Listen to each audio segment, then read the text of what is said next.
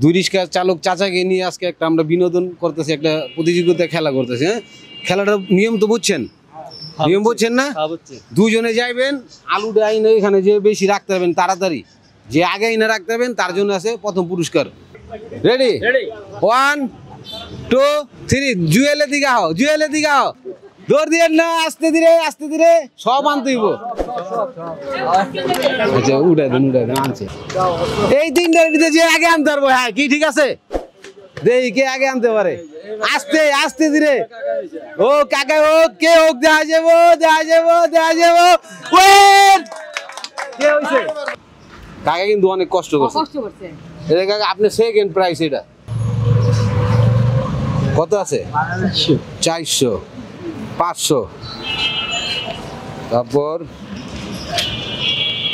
600 5 600 600 দিছে। হ্যাঁ